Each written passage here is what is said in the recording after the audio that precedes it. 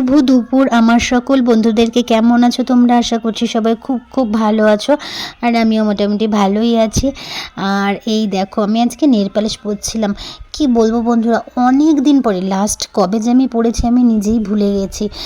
আমাদের মেয়েদের সবারই শখ স্বাচ্ছন্দ্য ভালো লাগে, কিন্তু ফ্যামিলির চাপে সব কিছু মেনটেন্স করতে গিয়ে নিজেদের জন্য সময়ের হয়ে ওঠে না। আমার তো একদমই হয়ে ওঠে না। তো আমার মতো প্রতিটা মেয়েরই আমি মনে করি একই পরিস্থিতি থাকে, কারণ বাড়ির সব কিছু নিজেকেই সামলাতে হয়। তারপরে একটু নিজেদের জন্য সময় বার করলে হয়তো অনেকটা ভালো লাগে, কিন্তু সেই সময়টা বার করাই অনেক কষ্টকর হয়ে যায়। আর আজকে দেখো রেডি হয়ে গেছিলাম, আমার মামিকে নিয়ে একটু বেরোবো, তার জন্য রেডি হয়েছিলাম। মামি আসছিল না, সেই কারণে ভাবলাম যে না, হাতের নখগুলো কেমন হয়ে রয়েছে, একটু নেল পালিশ পরে নিই। আর পরে নেওয়ার পরে দেখো আমার মুখের হাসিটা, সত্যি অনেকটা ভালো লাগছিল। অনেক দিন পরে হাতে নেল পালিশ পরলাম। আর এই দেখো ফাইনালি মামি চলেও এসেছিল। তো মামিকে নিয়ে যাচ্ছিলাম। কোথায় যাচ্ছিলাম? এই দেখো পৌঁছে গেছিলাম সেখানে। একটা মেডিসিন সব মামিকে নিয়ে ডক্টর দেখাতে এসেছিলাম।